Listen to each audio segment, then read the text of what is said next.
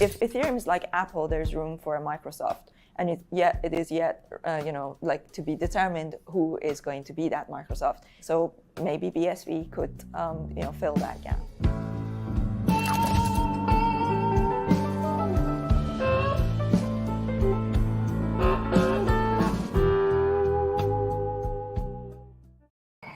Welcome to the CoinGeek Weekly Livestream. I am your host, Mr. Kurt Wuckert Jr., broadcasting live from We Are Developers World Congress 2022, live aus Berlin. We are having a busy day over here. We have had a ton of people come through the booth talking about how Bitcoin SV can be a part of your development stack. And we've met a lot of very interesting people. I've been doing interviews all day, talking. What they pay me to do. So I also attended a number of workshops. There is so much stuff going on. We've even got people like from companies like IKEA or Aldi Foods, but then your typical software people. Microsoft here with an incredible booth. People selling services for Kubernetes, and then we're right across from the OnClouds shoe company. So there's technology being utilized in many ways here at this event. And we've been very excited to talk to a lot of people here. Germany is a really interesting market. I didn't realize that they had a pretty significant blockchain community here. I want to give a shout out to the B2029 folks that have been so kind to offer to bring Mr. Alex Moon and I into some crazy underground German VIP situation for the evening. I don't know how intense that's going to be, but yeah. So we're excited about that as well. Everybody. I want to thank our sponsors. I think that this one was actually sponsored by CoinGeek itself. And then our dear friends from CryptoCraft.com. CryptoCraft.com, the best place to check prices on proof-of-work blockchains and hang out in the forums and talk about why Bitcoin matters. So I'm going to be joined today. I think I'm only going to have one guest today. I may have more. We may suck more people into this nonsense. But we're going to be joined by Mr. Jad Wahab, who has been maybe the busiest man at this event. John, if you want to hop in, I'd be very happy to talk to you, sir. Hey, Chris. Split this up. Hey, how's it going, brother? Good. How are you? Pretty good. So you had a workshop 9:30 this morning, opening gates. You looked like you were working real hard on the presentation last night. How did it go? It was good. It was good. Basically showing developers how to use build apps on Bitcoin. Just walk them through a bunch of the applications that are exciting, stuff like Ace Arcade, for example, Pouchess, just things that they could use. Pew Pew basically got them to put their handle and then dished out a bunch of small tiny payments. Nice. That they could use. And then so you actually demonstrated this? Yeah, we started off demonstrating a bunch of different apps. Showing them do NFTs on Bitcoin, so many other things, and then we walked them through Degin, mainly walked them through step by step what you would do to build a Bitcoin app yourself. Use tools like Handcash Connect or Money Button so that you don't have to build your own wallet. If you just want to build an app, people can specialize, and it's pretty good. That's awesome. What was the feedback like? Did you get a lot of Q&A? How engaged did the crowd seem? We got some Q&A asking some similar questions to yesterday. Most people don't really have a lot of background. We're kind of in a bit of a bubble, right? We expect everyone to see things the same way that we do. People just want to build something cool and move on with their lives. Did you find? I mean, were these your typical front-end devs, web devs, or were the blockchain-specific people? Did you get into it with anybody? Did you do any auditing on who was there? Not too many blockchain-specific. There was a couple of companies here in the We Are Developers in the blockchain space, but the majority, if not almost all, had nothing to do with blockchain. So what was their take generally? Why come to a Develop on Blockchain workshop? There was actually a presentation yesterday titled "Why Blockchains Are Dumb," and it was actually one guy I watched the first half of it, and he was explaining why blockchain is not dumb, which I didn't really understand. Yeah, I mean it's an attention grabber, right? Yeah. What was the a consensus on what was his opinion on blockchain. What was he going over? I didn't get to the end. I had to go somewhere else. But Sure. The way it started, he started talking about the history of the world, and then he brought up like money and Bitcoin, and then blockchain. And yeah, that's where I Sure. Very cool. So, what do you think of Berlin? Have you had a chance to hang out in Berlin before? Is this your first time here, or what's that? My first time in Berlin, there was actually a piece of the Berlin Wall like right outside. Yeah. No, it's incredible. That was my first feedback when I showed up. We were on what was the East Berlin side. I was driving through, and I don't know the city at all. It's my first time here, and I was texting with my dad, and I said, I don't know, the city's really gray. Like it just kind of seems like a grim place. And he wrote me back and said, well, which side of the city are you on? And I was like, I guess east. And he's like, well, yeah, it's probably like that was the part that was maintained by the Soviets for decades. Yeah, that makes sense. The weather is pretty bipolar. It's like, just take out my jacket and putting it back on. Yep. Yeah, it was cold, really cold the first 2 days, and then it's like super hot and sunny today. So fascinating. What do you think of this market generally? Like, do we want to bring in German developers? Like, what are we looking for here? Devs, clientele, all of the above? I mean, kind of impression that I get is a lot of developers, they're not really so eager to jump, straight into the deep end into something like that. I think a more attractive kind of approach is to focus on like kind of something similar to Block Dojo, getting entrepreneurs that have ideas and have funding, and then like developers come second, right? Yeah. And you can see here there's so many really talented developers of really, really great companies. They need to be convinced to leave security of a really nice company, really nice job, to do something. So they need to actually see something interesting, something worth like getting involved. For sure. So you and I were part of a presentation yesterday. I think went really well. I think people seemed really interested. You presented on the light client aspect of Bitcoin. And it's funny because listening to your presentation gave me some more ammunition for a lot of the people that came through the booth and asking like, well, can I still run my own node? I've missed this 50 times over this trip here. And so giving the light client elevator pitch has been really nice. So can you give us a update on where is light client? What can we do with it? What's the roadmap? Let's get an update on light client while we got you. Definitely. So what we started off is with the light client toolbox. So it wasn't like a light client sort of package. We started off just releasing a bunch of tools with an internal target in mind. We wanted everyone in the space already, wallets, services, any companies in the space right now to become like SPV compliant, light client, so they could do things in the scalable way, the direct way, right? So not going through the blockchain and having to scan the entire blockchain to find something. And it's a lot more scalable, it's a lot more private. For people that talk about privacy, it's extremely unprivate to do things the legacy way. And it's for so many use cases, tokens, multi-sig, payment channels, it just lays the groundwork to be able to do that. And then the next step is working with Electron SV to basically have like a reference implementation of a light client wallet that we could sort of recommend as a replacement to anyone running Bitcoin D, which is the full node as a wallet. Sure. So you're working together to essentially give people an approved package, for lack of a better term? Yeah. So basically, we the goal in mind in the beginning started as we wanted to have anyone who's running Bitcoin D as a wallet, we want to give them a replacement for that, right? Primarily things like exchanges. And so we couldn't give them a light client or wallet if the rest of the wallets in the space didn't speak the same language, right? Sure. So we had to first release like a light client toolbox so that everyone is on the same page. We've been working very closely with so many of the wallets in the space, and they're all on board. We're going to be releasing a bunch of the feedback that they got, that they gave us privately. We're going to release that publicly as well soon. And it just makes sense, Absolutely.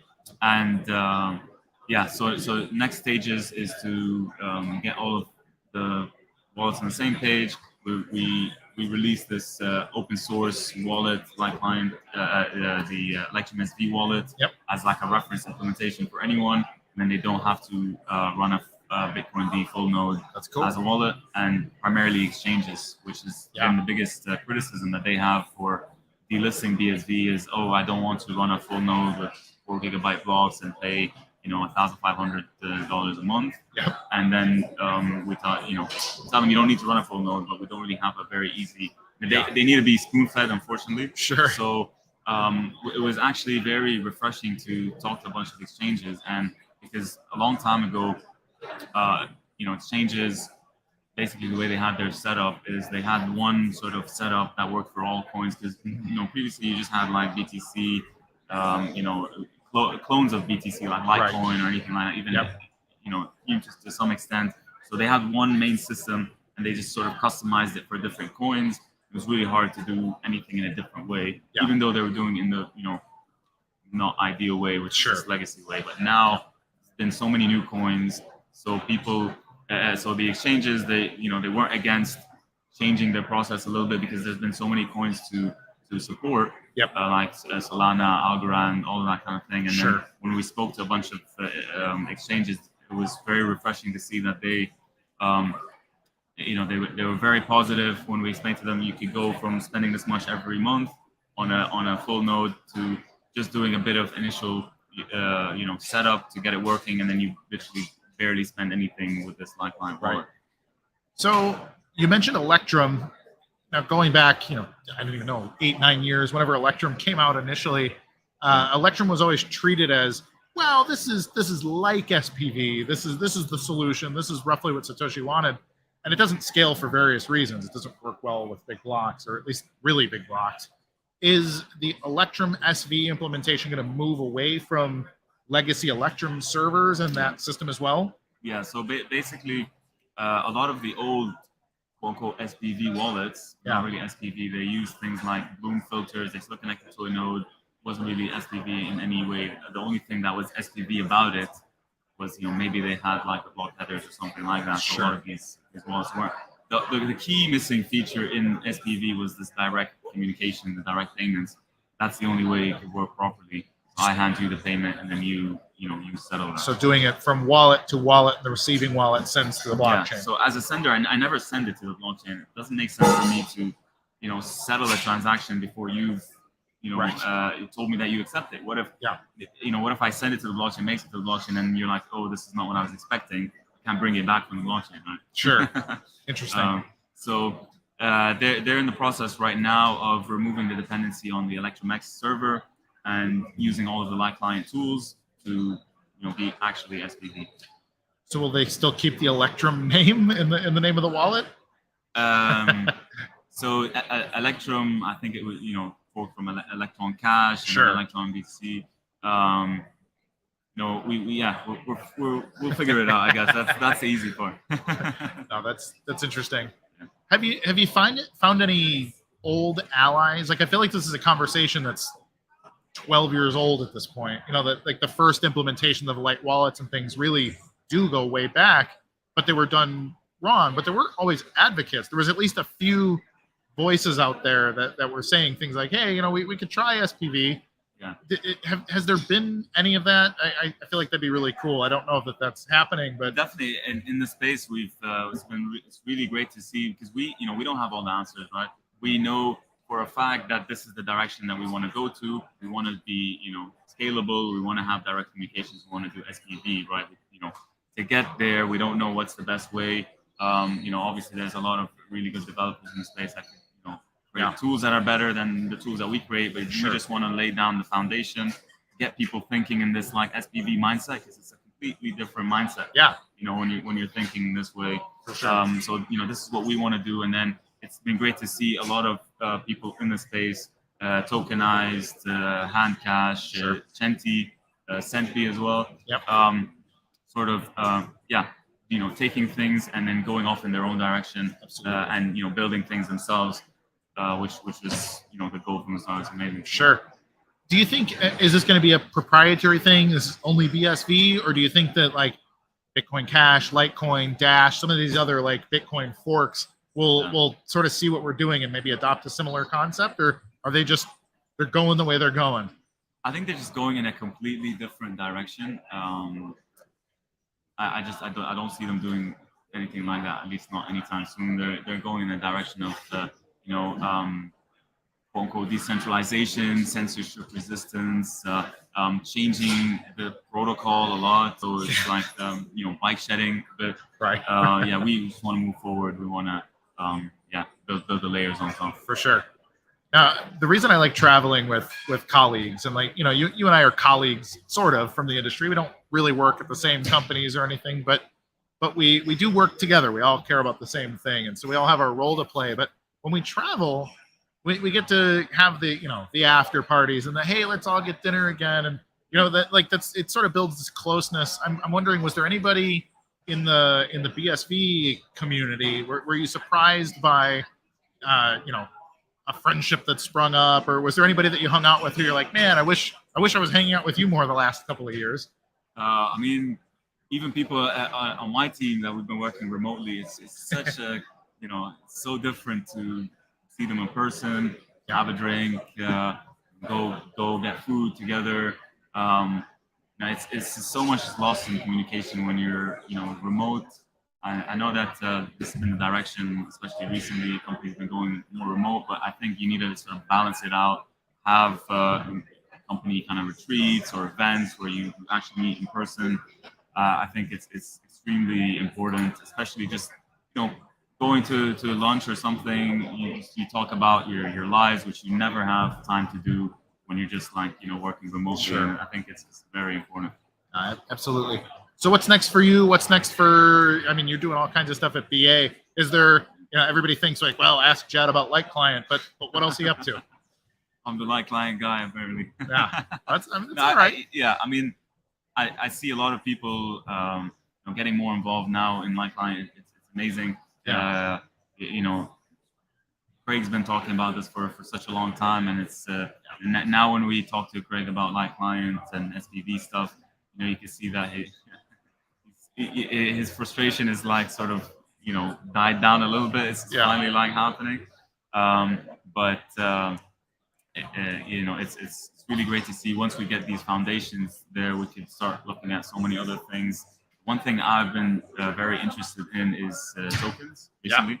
So I would love to see us basically make tokens SPV as well. So we've taken payments, we made them SPV, but the token protocols and the solutions that we have right now are still not really SPV. And I'd love us to do the same process for tokens. That's awesome, Jed. I really appreciate you. It's been a pleasure. You too, and likewise. Yeah, looking forward to hanging out later too. So thank you. All right, everybody. If we have, we may or may not have a lot of questions and answers to do, but if you could go ahead and please like, subscribe, hit the alert bell so that you know every time we go live here at CoinGeek. Alex, do we have questions that we want to bring into the conversations? A little bit of a quiet one, and frankly, I don't know that we necessarily need to go the half an hour. Oh, but we've got Mr. Brandon Ward. Let's go, Brandon. Kurt, are you guys speaking again today? What are your plans for day 2? Just been milling about, just making relationships, making it rain, make a few deals here and there. We got a lot of people interested in participating in the blockchain economy. Alex and I have been talking to people all over the place and just giving them solutions to things. They talk about, oh, hey, here, here's something that our company, I feel like we could be doing or should be doing, and we've been answering those questions for them, being a little bit of a guiding light in the darkness, as it were. That's the best we can do. Got Arzan Zail Aubayev. I killed it. I did my best. Why long confirmation for BSV deposits in exchanges? Any plans to remove it? So here's why. This is actually a strictly political decision on behalf of the exchanges. So they look at Bitcoin SV and they say, well, I don't know if I'm willing to trust it until there's been X amount of blocks. So it's a decision that they're making. Truly, if they were running the Light Client software, if they were to meet Jad and his team and learn how to set these things up, manage their own infrastructure and their own security policies in a way that is compliant with all kinds of other systems, they could be offering zero comp deposits, and they could be giving each other or giving the clientele the best exchange opportunity. But a lot of them don't want to do that because they're in jurisdictions that are a little sketchy. Some of them aren't really complying with taxes and regulations and things. So it makes it, you kind of have like the no trust among thieves sort of economy, and then everything sort of pilfers out from there. So what we really need is, clear regulation, clear application of law, consistent application of the law, and then we can all do business. Wouldn't that be great? Brandon, again, asking, what has been the top question about BSV? Probably people asking if they can run their own node. What's the SV? What's the SV stand for? That's what I keep getting, probably more than anybody. And then as a follow-up, it's, well, can I run my own node and this and that? And I keep asking, or I keep responding, do you want to be an infrastructure partner in the internet? When you set up email, do you want to run your email server in your closet? Like how much of a sysadmin do you want to be to use your iPhone? And the answer from basically everybody is, okay, I guess that makes sense. So we are making inroads on the blockchain narrative, everybody. It's the best we can do. This show is brought to you by CryptoCraft.com. Everybody, CryptoCraft.com is the greatest place to look at the price of proof-of-work blockchains and hang out in the forums, chit-chat with your friends, and do all the good stuff. I think I'm going to cut this off early. I'm going to make an executive decision as the executive host. The executive producer is looking at me. All right. He's telling me to cut it off, so I'm going to cut it off. I want to thank everybody for watching. I want to thank you for your likes, subscribes, your shares, and everything across the universe. I appreciate everybody's blessings, cursing, comments, questions. I need more coffee, everybody. Blessings, cursings. I just had a stroke live on the air, everybody. Sorry. So, no, really, thank you, everybody, for tuning in. Without you guys, I really couldn't do the show at all. So, thank you so much. I will see you soon. And everybody, signing off from We Are Developers World Conference 22. I am Kurt Wuckert Jr. reminding you to be good to each other. Good night. If Ethereum is like Apple, there's room for a Microsoft, and it is yet to be determined who is going to be that Microsoft. So maybe BSV could fill that gap.